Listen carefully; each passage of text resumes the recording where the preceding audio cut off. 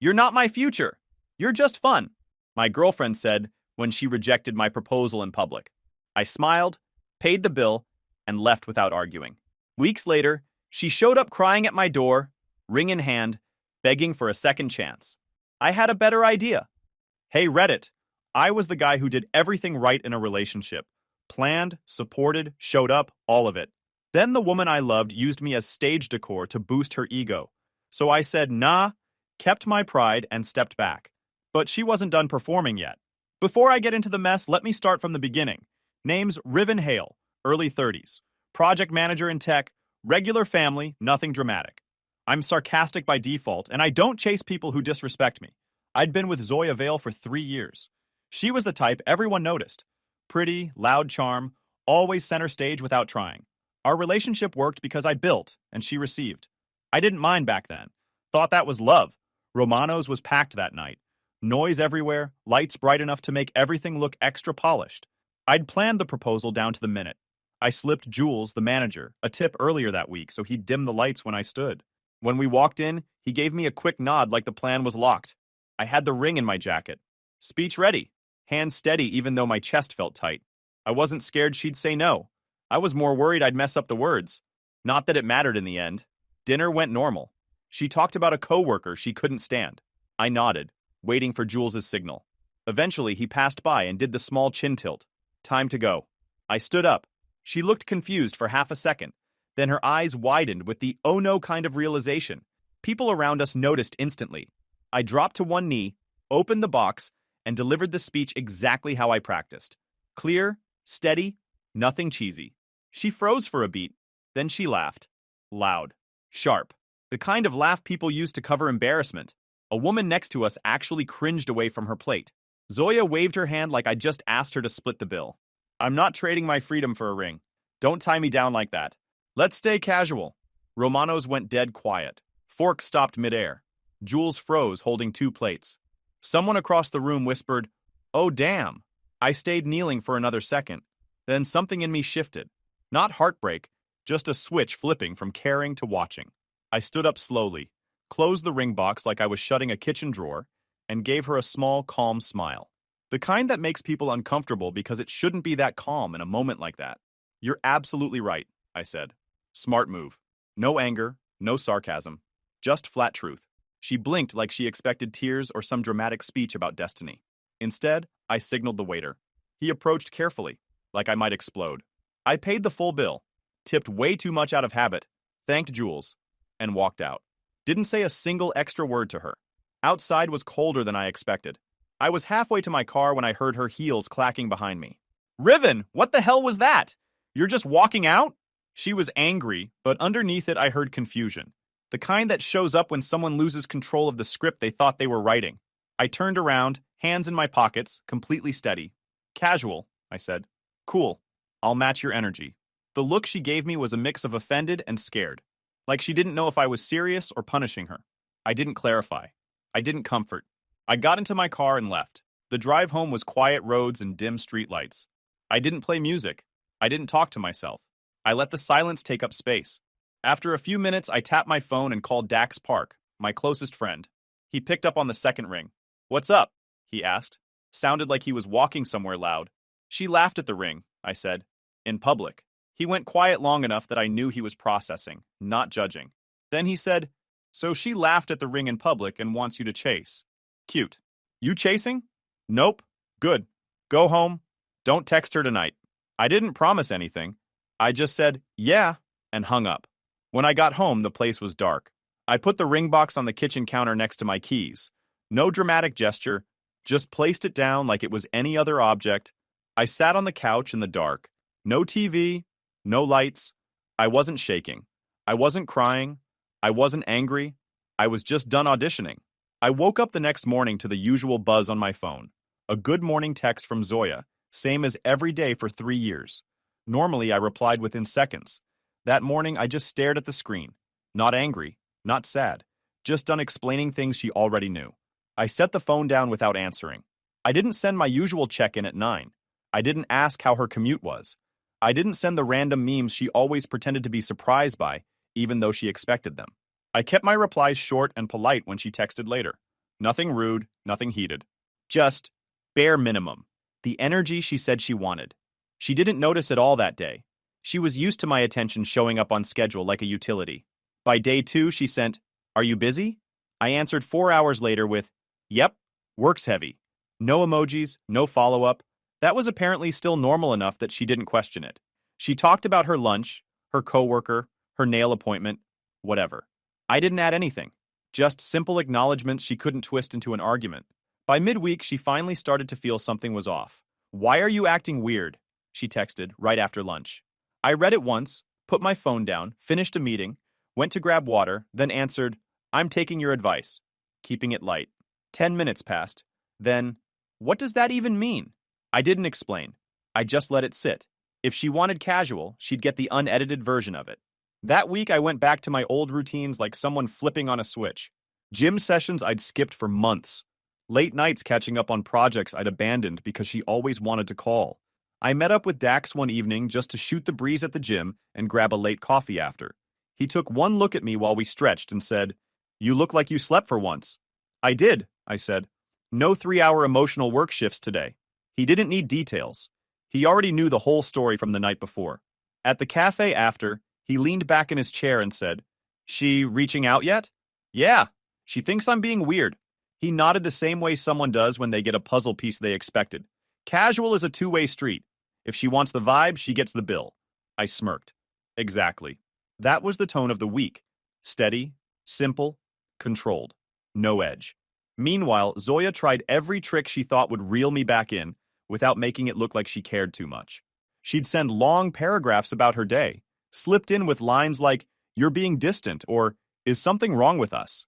She expected me to engage, launch into reassurance, guide the conversation like I always did. Instead, I kept the same line. Short, polite replies that gave her nothing to pull on. Her frustration started bleeding into her social media. She posted one of those vague stories with her face half lit by her window, and the caption, "Finally choosing freedom over pressure." Mira and her other orbiting friends responded with the usual comments, "You deserve better," "Your peace matters," all the recycled lines you can buy in bulk from people who barely know what happened. I didn't respond. I didn't even watch the whole story. I clicked past it and went back to my spreadsheet.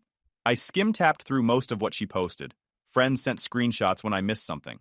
The funny part was how predictable it all felt. Zoya liked the idea of being effortless, but she'd spent 3 years being cushioned by my consistency. Once it disappeared, she started wobbling fast. She wasn't built for casual when it wasn't under her control. By Friday, she asked if I wanted to do something over the weekend. I told her I already had plans, which was true. Dax and I were going to hit the gym again, and maybe walk around downtown after. Nothing major, just normal life. Something I hadn't had much of because I used to arrange my schedule around hers. "Oh," she wrote back. "I thought we always did Saturdays." "Keeping it flexible," I replied. 10 minutes passed, then 20. Then she sent a single. K. That told me everything I needed to know. She was used to me building the structure so she could relax inside it. The second she had to deal with the same looseness she claimed to want, she didn't know where to stand. That weekend, I didn't hear much from her. A few short messages. A couple of passive-aggressive likes on my old posts. A missed call I didn't return. I wasn't avoiding her. I was just not rushing. By week 3, it escalated. Flirty photos with heavier makeup and attention bait angles. Captions like "living my best life" and "finally choosing myself." The comments filled up within minutes. Mira was the loudest, dropping lines like, "Yes, queen," and "freedom looks good on you." The rest of her friend group piled on with the usual empty hype. I didn't react to a single post. I didn't even open the comments section after the first 2. I kept my accounts quiet. No revenge posts, no quotes, no vague lines, nothing. That's when she switched tactics. The coincidences started small. I went to the gym early one morning, my normal time, and she showed up 10 minutes later in new workout clothes like she had a camera on me. She walked over with this bright smile that didn't reach her eyes. "Oh, wow, you're here?" she said. "Yeah," I said, adjusting my headphones. "Been here for 20 minutes. She tried making small talk, hovering by the weights. I kept my replies short, polite, not rude. When she lingered too long, I added, "You tracking my schedule now? That doesn't feel casual." She gave a sharp little laugh that didn't match her face. "Don't be dramatic. It's a public gym." "Exactly," I said, and went back to my set.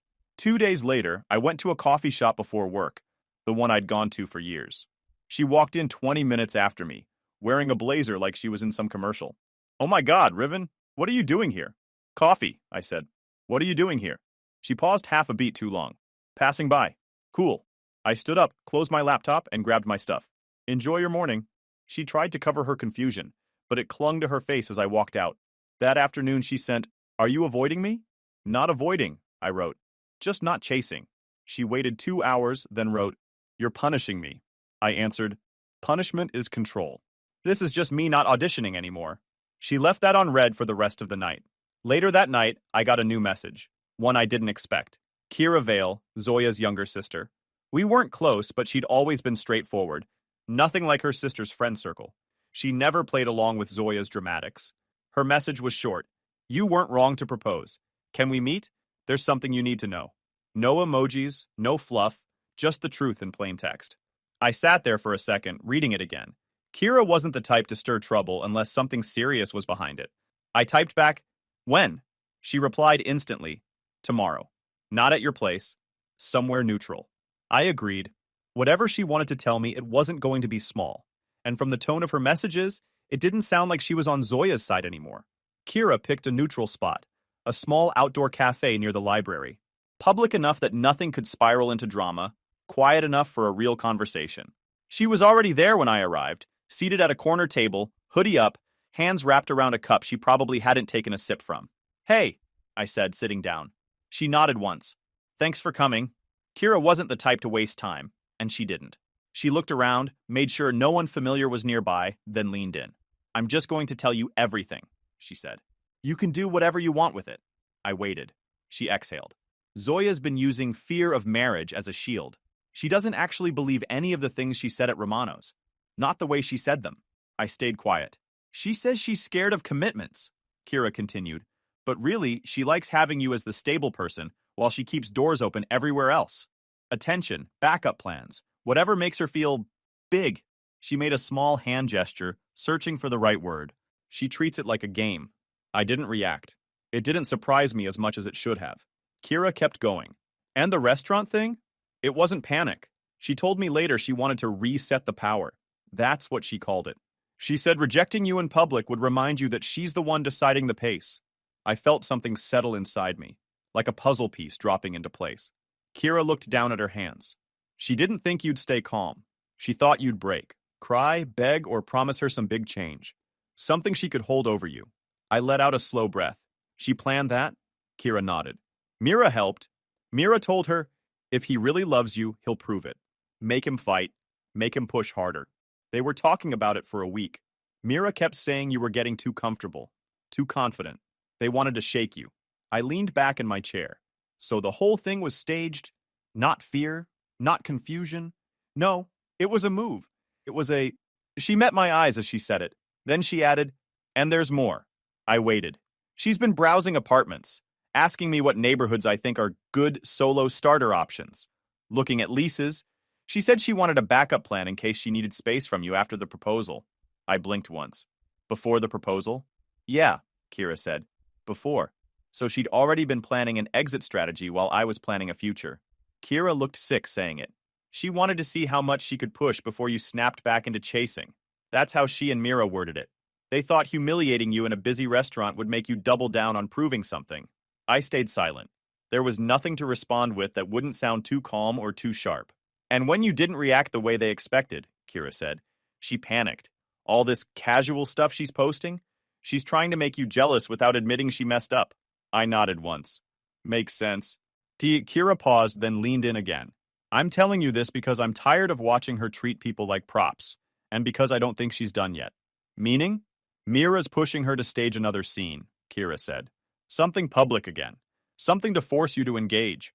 Mira thinks if she can make you feel embarrassed enough, you'll come back swinging emotionally." I raised an eyebrow. "Embarrass me how?" "Not sure," Kira said. "But I heard them talking. Mira said if you don't step up, they'll create a moment you can't ignore. Something that makes you look like the bad guy if you walk away." I took a slow breath. So they're doubling down. Yeah. I looked past her at the street. People walked by, just living their own lives. No idea the kind of nonsense happening at the table in the corner. "Riven," Kira said quietly. You weren't wrong to propose.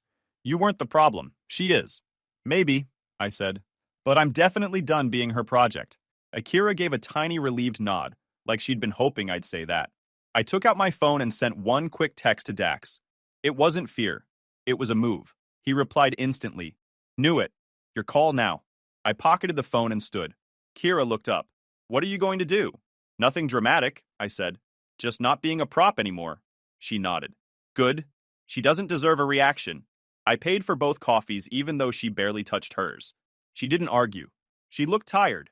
Not for herself, but for the mess her sister was creating. As I walked away from the cafe, the air felt clearer. Not lighter, just honest. It wasn't panic at Romano's. It was strategy. And now that I had the full picture, I knew exactly how much of myself I'd give her. None. After talking to Kira, everything became clearer. I didn't make announcements or have some dramatic confrontation with Zoya. I just pulled back further. Short answers when she texted. No explanation when she called and I didn't pick up. No emotional scaffolding for her moods. It wasn't punishment. It was absence. And she felt it instantly. 2 weeks after the talk with Kira, she ramped it up again. Louder outfits, heavier filters, captions like, moving my way, and new energy only. Mira and the usual circle hyped every post. It was obvious what she was aiming for. If she couldn't get my attention directly, she'd try to get it sideways. Then she escalated. Dax invited me to a friend night at a casual spot we all used to hang out at. Nothing fancy, just a place to relax, laugh, and talk nonsense for a couple hours. I walked in expecting a normal evening. Instead, I saw Zoya at the bar, Mira right next to her, both acting surprised in the fakest way imaginable. Zoya flipped her hair and waved like it was a runway. Oh, Riven's here. Didn't know you were coming. Her voice carried across half the room. Mira's eyes swept over me with that smug look she always had, the one that said she thought she could rewrite any story if she talked fast enough. I nodded once. Dax invited me. Mira let out a sharp laugh. Convenient timing. I didn't respond. I walked past them and joined Dax at the table. He gave me a look that said he already sensed what kind of night this was about to be. Zoya followed a minute later, Mira glued to her side. She didn't even pretend to talk to anyone else, just hovered near our group, loud enough to be overheard. She leaned on the back of my chair. Haven't seen you all week. I didn't turn around. Busy. She crossed her arms. You're being weird again. Keeping it casual, I said. That's what you wanted. That line landed harder than she expected. Her face tightened. Mira stepped in like she'd been waiting for her cue. This is childish, Mira said. You're acting insecure. I finally looked up at her. Nobody hired you as her lawyer. Sit down. A couple of people nearby snorted at how fast her smile dropped. Mira shot back.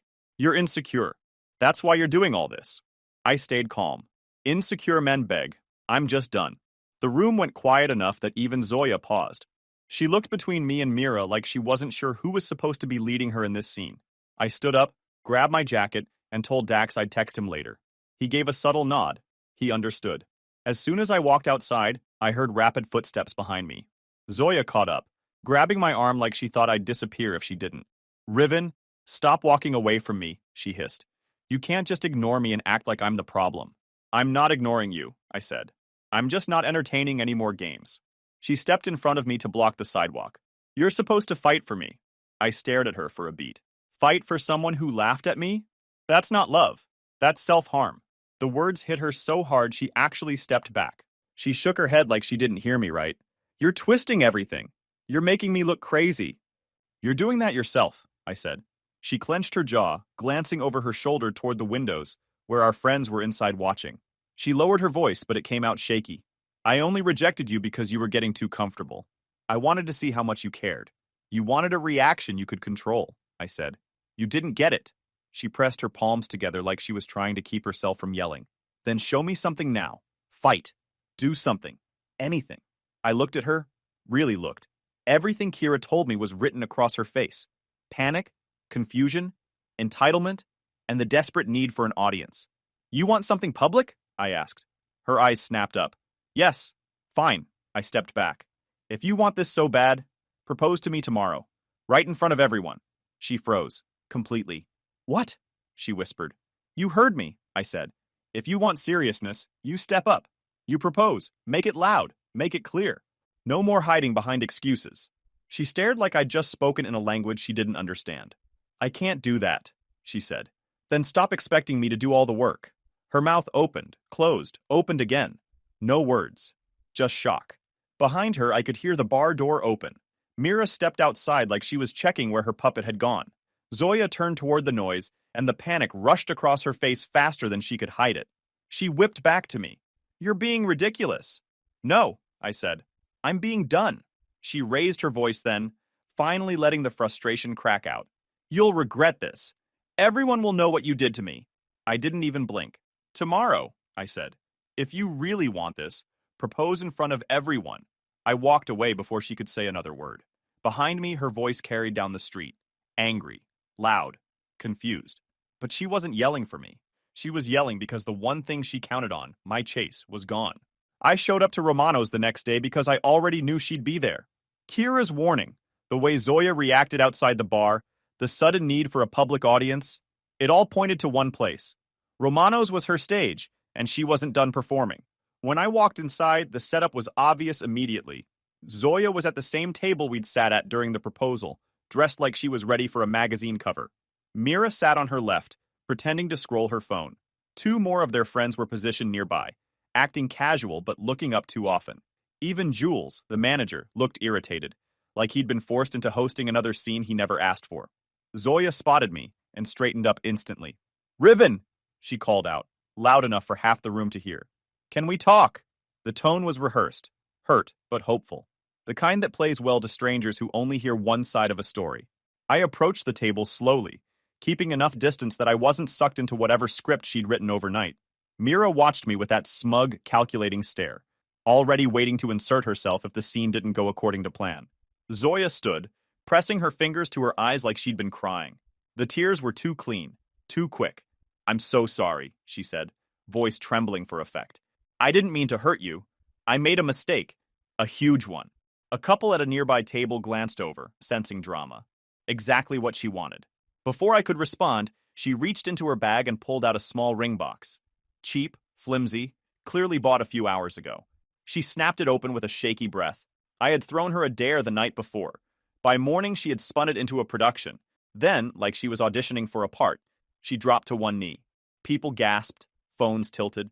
Mira's eyes lit up like she directed the whole thing. Riven Hale, Zoya said loudly. I love you. I was scared before, but I'm ready now. I'm ready to commit. Please, marry me. It would have fooled a stranger. Too bad I wasn't one. I didn't let her finish whatever speech Mira had whispered into her ear that morning. Stand up, I said. This isn't a show. The room froze. Zoya's face cracked. Shock first, then panic. She looked around like maybe the audience would save her. She stayed on her knee. Please don't do this, she said, forcing her voice to shake again. I'm trying. I'm really trying. Stand up, I repeated. We're not doing another performance. She slowly rose, clutching the cheap ring like it could glue everything back together. Riven, I was scared. I grew up with divorced parents. My childhood was a mess. I panicked at the restaurant. I didn't mean any of it. I'm not mocking your trauma, I said. But trauma explains fear. It doesn't explain laughing at me on a stage you created. A few people murmured. Mira stiffened. Zoya swallowed hard. I'm trying to fix this. I'm giving you everything you wanted. No, I said. You're giving me everything you think the crowd wants. That's different. Her lip trembled. For real this time. The edges of her performance were falling apart. Riven, please, she whispered. Don't leave. Not like this. We're done, I said. That was it. No speech, no rant, no emotional detour. Just the truth laid out in one line. She went stiff for a second, then snapped into the next mask. Victim mode.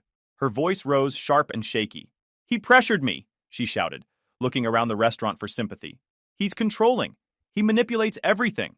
People stared, unsure what they'd just walked into. Mira jumped in right on cue, stepping between us.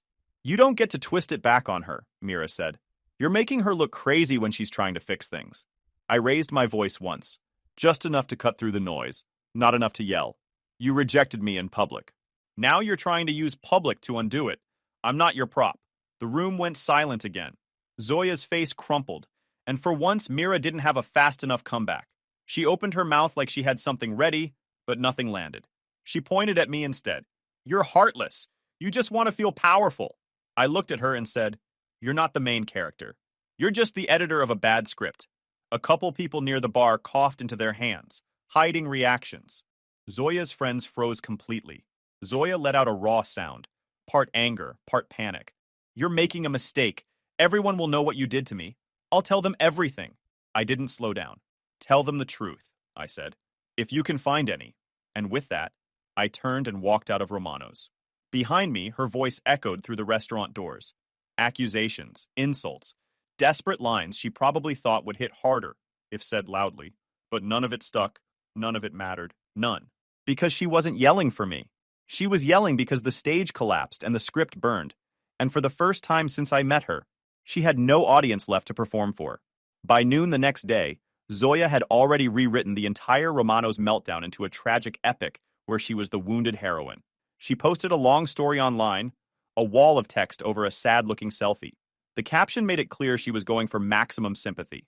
According to her version, I had humiliated her, forced her to propose in public, and abandoned her in front of witnesses. She added a line about being emotionally exhausted by his unpredictability, which was ironic considering she'd spent the last month turning our relationship into a stage play. Within minutes, Mira swarmed the comments like she'd been waiting in a bunker for this moment. She dropped paragraphs of rehearsed nonsense. He pressured her. He's twisting the narrative. She deserves someone who appreciates her independence. He always acted superior. It was clear they had built this script together overnight. I wasn't surprised. Honestly, I expected it. What I didn't expect was the amount of people tagging me, asking if I wanted to say anything. I stayed silent for an hour. Then I finally posted one single reply. Short, plain, and pinned to the top so no one could pretend they missed it. She left the relationship before I left the restaurant. No arguing, no second post, no thread, just that one sentence. And then I logged off. The comments under her post froze for a moment. People didn't know how to respond to something that calm. No emotion, no blame, no theatrics. Just a simple timeline they couldn't spin. It didn't take long for the cracks to start. People began asking real questions. What happened at the restaurant? Why did you laugh? Why was Mira filming? Zoya didn't answer any of it. Mira tried, but it all sounded rehearsed and defensive. Then Kira stepped in. One sentence. That's all she dropped under Zoya's story. No emojis, no padding, no escape route. There was a group chat. She planned the rejection. Mira coached it. Silence. Literal silence. Comments froze. Likes stopped. People reread. Someone asked Kira to clarify. She didn't. She walked away digitally just like she walked away in real life when Zoya spiraled. Zoya tried to delete the comment, but it had already been screenshotted a dozen times. Shared, reposted, passed around. And just like that, the tide flipped. People who usually hyped her up suddenly went quiet. A few unfollowed her publicly. Someone even commented, "This is messy. I didn't know it was like that." Mira tried to jump back in, but everything she wrote looked flimsy next to Kira's blunt truth. Zoya lashed out in every direction. She sent Kira a barrage of messages accusing her of betrayal, jealousy, and trying to make her look bad. Kira blocked her without replying. That said more than anything else. Around mid-afternoon, Dak sent me a series of screenshots. The meltdown was impressive. Zoya was arguing with strangers. Mira was arguing with Kira's friends. Their group chat had apparently imploded. People were dropping out of it like it was a sinking ship. At the bottom of the last screenshot, Dax wrote, "Clean. Now vanish. Let her yell at air." I replied with a single thumbs up. That was the end of it for me. No victory lap. No gloating. Just distance. A week passed before the next knock on my door. Not a text. Not a call. A physical knock. I opened the door and found Zoya and Mira standing there. Zoya looked tired, like she hadn't slept properly in days. Mira stood beside her like she was still playing defense, but her confidence had cracks in it. "We need closure," Zoya said, voice small but trying to sound firm. "No, you need an audience," I said. "Big difference." She stepped forward. "Riven, please. You're really throwing this away? Everything we built? You threw it away." I leaned on the doorframe. "I just cleaned up," Mira scoffed. "Wow. Cold. Heartless." "Heartless is a weird word for not tolerating disrespect," I said. "But go off." Zoya looked between us, panic showing again. "You're not even listening. I was scared. I made mistakes. But you're acting like I'm the only one who did something wrong." "You are," I said plainly. "And you know it." She swallowed hard. "We can work through this. We just need to talk without all the noise." "There wouldn't have been noise if you hadn't brought an audience to the restaurant twice," I said. You don't want talking. You want a reaction. Mira stepped forward. She apologized. Not to me, I said, cutting her off. Only to the crowd. Zoya shot Mira a desperate look, like she needed backup.